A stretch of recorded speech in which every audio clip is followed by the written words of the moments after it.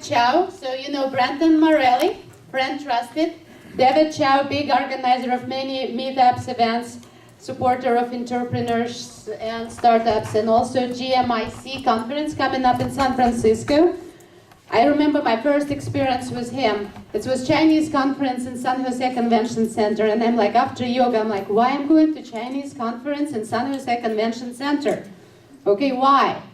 I went, and it was the best conference ever. I met so many interesting people, and with so many Russian companies and American companies, my God. Now they've grown up so big that they're going to Moscone Center in San Francisco.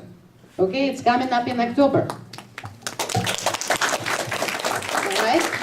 Jim Jensen, I met him at the corporate. I was running late and went to their law office in Menlo Park, right? In Palo Alto, close enough. Silicon Valley. It's even better. Menlo Park is not Silicon Valley, but Palo Alto is. And so he's a corporate attorney. And Marshall Childs, as you know, that he's Fund Division and has his new way of funding the money. So first question, I guess I'm gonna have, should we have startups?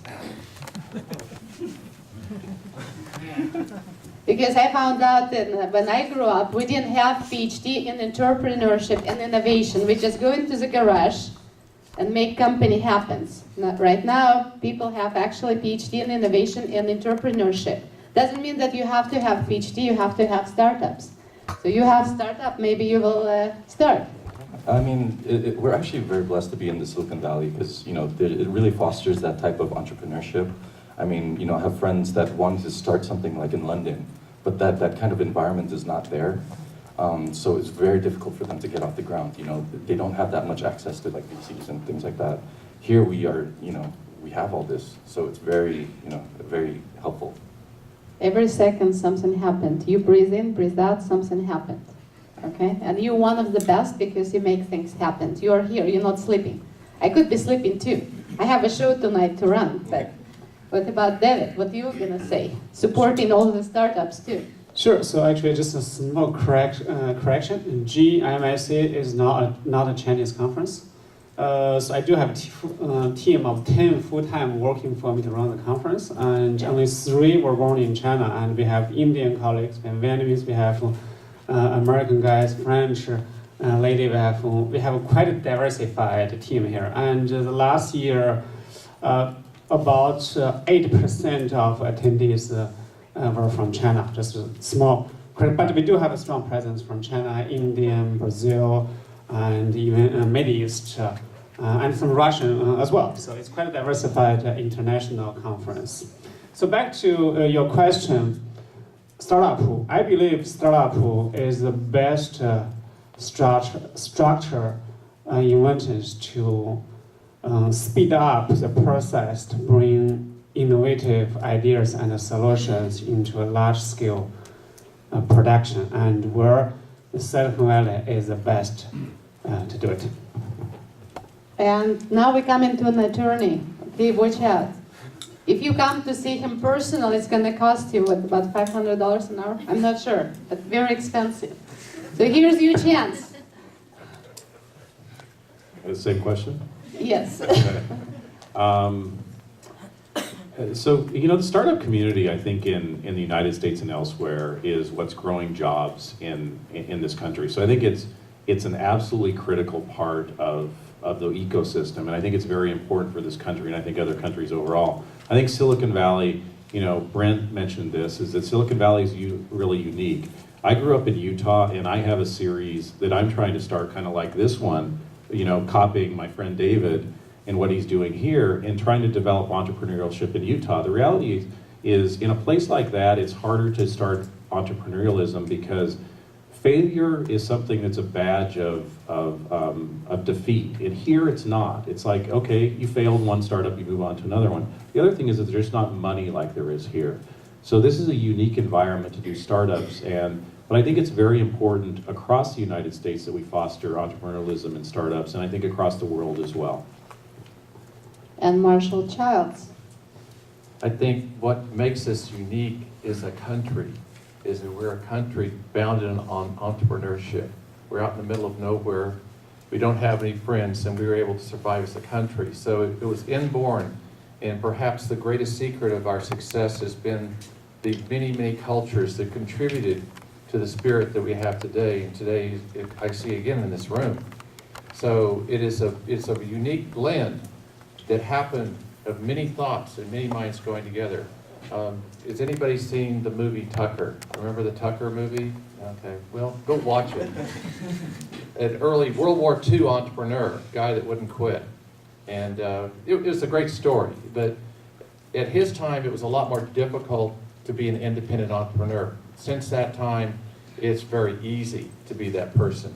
I see successful companies everywhere in the United States, everywhere throughout the world. The entrepreneur spirit lives in all of us, and I think here it's just overwhelming. I have to tell about GMIC conference. Actually, they had the speaker, Yuri Milner. He is a Russian billionaire, and you all know him because he purchased a house of $100 million in Los Altos Hills. Who knows about that story?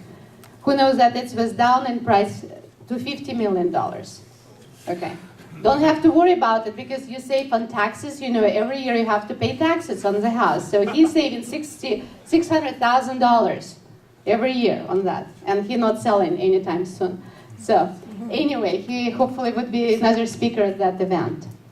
Money for startups. That's what we are here for. We have an idea. We need to have startups. How we move forward from here? So, money. Okay, the first place to look for money is in your pocket. And if you don't have it, then how are you going to get it? So the options are everywhere for money. If you think you're broke, you're going to stay broke. But if you think you've got something that's great, money is not going to fill the hole. Okay, and your ideas are going to fill the hole because you will find the people if you have the passion. We're going to do a pitch later, right? This is your opportunity to start making money today because people here are already interested in what you're doing. You just have to learn how to express yourself so people understand what you're up to. Everybody wants to be a part of something that's dynamic, that's something that's really good, and each and every one of you has an ability to do something that nobody else in the world can do. And you need to, it's called core competency, but you need to discover that. If you don't have it, you need to discover that. You're good at something, you're very, very good at something, particularly. So money will be there, just like anything else. The money is there, and everywhere you can possibly look, you'll see money for it. It's a mindset. You have a question? All right, what's your question? Thank you. I have a quick question about money and value. So basically, in Silicon Valley, a lot of times we see instead of money chasing value, it is actually value chasing money. And the money is actually a lot of times making really stupid judgment on what is actually they believe is going to work. For example, I mean, a lot of venture capitalists are, I think this is what Steve Jobs said, or maybe it's Guy, whose last name I cannot remember. Phil Saki, yeah. He said, basically, a lot of times it's hot or not. You know, they see something, they understand in 5 years, okay, it's going to be big. Or at least 5 years they will make profit, but they don't actually see something if it's really a big wave and you see the value, but it's going to take a little bit longer, but it's going to be $1 billion project, but they do not see it yet. And that's something that really frustrates me because sometimes venture capitalists are not necessarily seeing it yet, and the value is going to be there, just like, you know, they misjudge Facebook, they misjudge Google. What if you are the Google and they don't see it? And what are you going to do in that case? Well, look at it this way. Venture capitalists are just like you. They do pretty much the same thing. They sleep in a bed, they eat food, they do a lot of the things you do. And they don't know everything. That's your job, to tell them something that they don't know and to get them interested in it. So otherwise, if you haven't distinguished yourself, you need to work with people that can help you distinguish yourself. And look at it the other, if you don't like the rules of the game, change the rules to the game, right?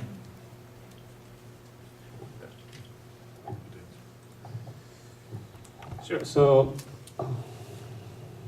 my company does a G Startup contest at Moscow, South this year at October. So let me talk about this contest. Every year in Silicon Valley, there are about hundreds of different contests, startup contests. reach for funding. Only a small percentage will win. The question you asked is a very typical question we call it a very earlier stage entrepreneurs. Why nobody is paying me money? Let's take a look at the economics. The numbers of startups has significantly increased especially last 3 to 4 years, because Google, Amazon, Apple provided a platform to significantly cut the cost of creating a startup. 5 years, you probably need at least $500,000 and need a VP of Cisco or Yahoo or somebody in order to be even considered being a startup. No, you don't. Everybody can be a startup. That's end up 100 times more startups than 5 years. It's good or bad? Let's talk about bad stuff. This means the chance you can sustain success as an entrepreneur actually decreased by 95% or 98% in comparison is 5 years. It's all about numbers game. Everybody has great ideas. Everybody had been inspired by something in their life to do something extraordinary and influential to the world. The reality is that only a very small percentage of people are going to make it. So this is like a dancing party. Every boy wants the most beautiful girl. All the girls want the most handsome boy. But the reality is very difficult. All the VCs want to invest the best of entrepreneurs, the best of startups. But especially as Marshall says, extremely difficult or challenging or even possible to identify the one who they believe. Very difficult. So all this context, all these networking events is just increase the chance to win, but not guarantee. It could be increase your chance from 0.001% to 0.01%.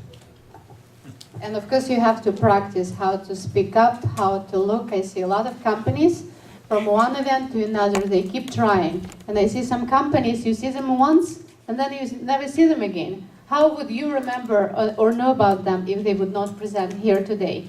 Or if you cannot find anything about them, no YouTube, no interviews, no presentations, how would I know about you? How any of them will know about you? What, venture capitalists knock at your door? It's not going to happen. Yeah, I also agree with what Marshall was saying. It's our job to really make the VCs and investors understand what your value is. Because I mean, you can come up with IP, and they can invest in that, or you can come up with some crazy traction, like millions of users, and that'll get their attention, Or you're you're making money, you're profitable, that's a good business already. So really coming up and showing them that you've done something, I think is also good. Any questions? All right. Hi, I have a question for Brandon. So I have a question for your app development process. So for us, we're making an app, but I'm personally only concentrating on iOS, and I know that that the Android market is getting way bigger. It's kind of overtaking the iOS thing, and what I'm worried about is releasing the app and not targeting the Android market like for a long time, and I'm worried about like competitors picking it up and taking that market before we do. Is yours a paid app, or is there? It's a free app. It's a service app.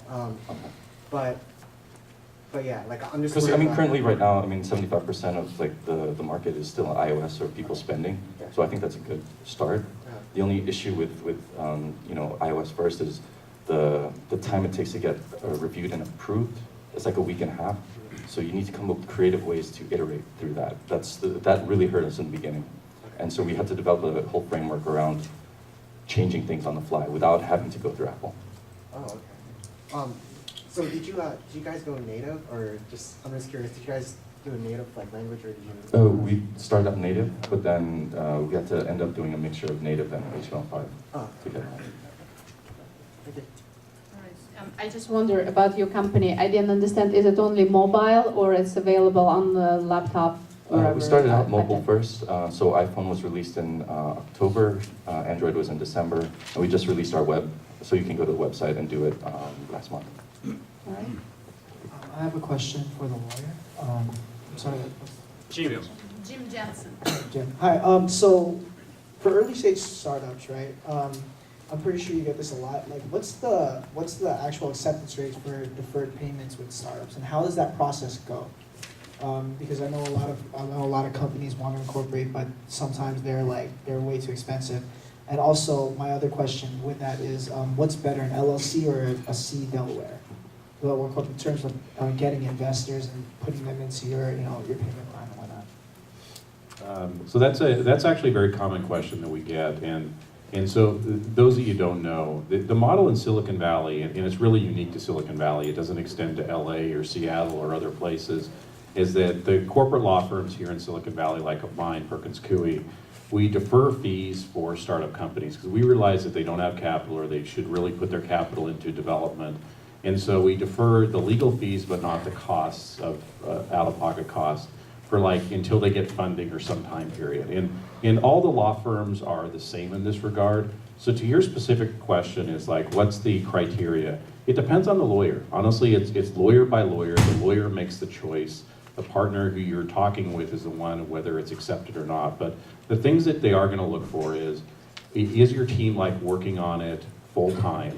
Is the team passionate about it? Does the team kind of define what the market is and does it make sense? But then you're pitching yourself much like you would pitch an investor, is that you're trying to say, okay, I believe in this idea, it makes sense, I've vetted it, and things like that. Some firms, the bar's pretty low. I could say even within my firm that some of the partners that I talk with, there's a couple that have the model that they'll take really anybody in. That's not my model. My model is I want to see somebody that's passionate. If I see somebody that's passionate, I feel I can knock down any door. I'm okay if their idea is not really worked out yet. I'll take a shot and do the deferral on it. But I have to see somebody that's really kind of passionate about it. And then the second part of your question, sir, was? LLC versus corporation. So if you're going to go get VC funding, the standard is to do a Delaware C Corp. And the reason for that is that most big VC funds take money from pension plans. And if they invest in an LLC, the LLC may pass through income to them that's taxable to those non-taxable pension plans. And so they don't want to invest in LLCs, and it's going to be a deterrent to you to set up as an LLC. If you're not looking for VC funding, 3 out of 4 entities formed in Delaware now are LLCs. I run some e-commerce businesses on the side, they're all LLCs. So if you're not looking for outside capital, an LLC is actually a better structure for you. If your game is, I'm going to go try to hit the VC community, it's got to be a Delaware C Corp. It's just going to be an impediment to you to raise capital otherwise. And while we're talking to an attorney, should we know when we should have an attorney in our team as a startup? Yeah, can you also talk about the trademarking as well, like in what sequence and what manner that should be done? So when we should have an attorney and trademarking copyrights? I don't want to monopolize the time. But actually, can I address her question? Because I spent half my legal career inside a VC fund, and VCs are follow the crowd mentality, and I think that's very true. But when I was young, I kind of had your approach too, to say, boy, they're missing the opportunity. I think it's on you to sell yourself, to convince them.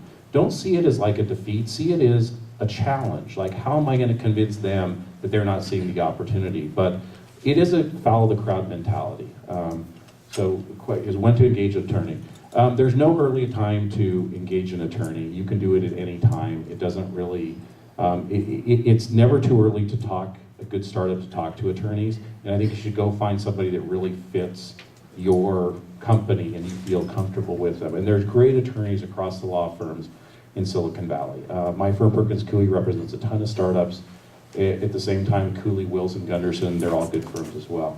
Trademarking is a touchy thing. One of our big clients in Seattle is Amazon. The name is very, very important to them, obviously. But most startups, honestly, the name is not important.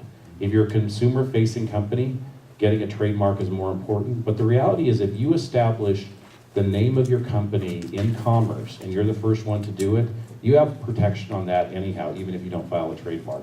So I'm actually one of the attorneys, even though we do a lot of trademarks and make money off trademarks, you gotta be really careful in spending money on trademarks at the early stage. Thank you. All right. What do you think about the right timing for getting a provisional patent on your product? Is it before or after you launch in, say, the Apple Store? Okay, provisional patents, sorry, before or after you've done the launch? Yeah. Okay, well, I always tell people, if you can't tell me about it without an NDA, then you should have a provisional patent on it. Because NDAs are debatable right now legally, and it's not really clear. And provisional patents are really cheap. So if you have any kind of concern in that area at all, then you have a year before you have to file for the final patent anyway. So provisional patent is just, to me, it's a good option to go. And it just depends on what you have as your technology and what you're trying to protect. And you know, you can talk to attorneys about that. Okay. A provisional is like, you can do it yourself, honestly, for under $1,000, but to hire a law firm is probably $2,500. To do a real patent is $10,000 to $15,000 just in the US, and it goes up. So provisional is actually a pretty cheap way to put a mark in, you know, kind of like a stake in the ground. Before you file for patent protection, I think you really have to be thoughtful about it, because I've tried to sell patents for a lot of different companies that have spent hundreds of thousands of dollars, even millions of dollars, developing patent portfolios and haven't found any buyers for those patents. So I think you have to be really careful before you actually do file for the patents. Facebook is a big client of ours in patents. I would argue that Facebook isn't an IP play. You know, I would argue that Pinterest isn't an IP play. So there's a lot of Tumblr. You know, there's a lot of companies that gain traction that it's not necessarily based upon their IP. I want to ask a question about strategic financing. My previous company, which was also a startup company, actually utilized those type of licensing and strategic alliances with larger corporations. Any thoughts when it comes to picking up the partners, the legal contract type of arrangements? We're gonna take that question. I'm going to give it a little try. In general, we call it alternative financing.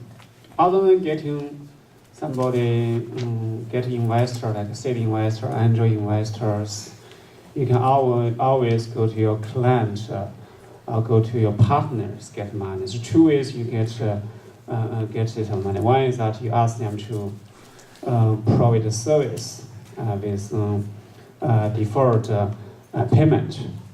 And B is that you ask them to provide a service in exchange something else. Could be equity, like see, we call it client equity. For instance, okay, if you use my for vendor equity, let's say you are doing a restaurant business. You can say, okay, if you supply me the best fish, I'll give you 5%. For 1 year, I'll give you 5% of my equity. It's called vendor equity. There are a couple of ways to reduce your cash needs by giving something else to your vendors who give you either service or goods. Licensing part, actually, I'm not so familiar with. Anybody else can comment on that? Strategic kind of financing is about a 45% failure rate. So that's pretty good. If you're going to if you're a betting person, it's a good place to bet. And it's one of the most common ways of raising capital that I know of. The only one that's more common is Regulation D financing. This is pre-IPO, selling a stock. And that's about a $1.3 trillion market right now. But I think strategic alliances are so important in the business right now, because what I like about it, it's an instant customer relationship. It's like a marriage, though. You know, you got to be careful with your partners. You got to be careful that they don't try to overtake you as a company. And the other thing you want to watch out for is that they can flood your channel so that you can't handle the business that they're sending you. So, you know, you want to be aware of all the conditions before you negotiate and sign the deal with them. Okay, this would be last question, Yeah, okay? quick. And then, Yeah, yes. I don't need the microphone. And I recently read something about SCC that you can go get crowdfunding. They don't hold you to jail or anything by doing that, asking people. Is that as simple as they say it is? Well, I just read from a BC letter here last night that it's still not approved by the SEC. The Reg 106 is where they're trying to fall in, which is the qualified investors, people with a lot of money and substantial income every year. They can buy stock, okay? That would be like a public or private offering, okay? But it does not fall within that because the people that are buying this are not well-informed investors. So that's the way the SEC is looking at it for this at this time. So you Crowdfunding is still still need to just prepare a the offering contribution. documentation, blah, blah, blah, right? What's that? You still have to prepare all the private placement, all those things. If you're doing private placement, you have to do you have to follow the rules, okay? And crowdfunding is, you know, it's just a new thing. And we have that would be all for panel. But you're welcome to ask them personally. They will be staying here after the panel discussion.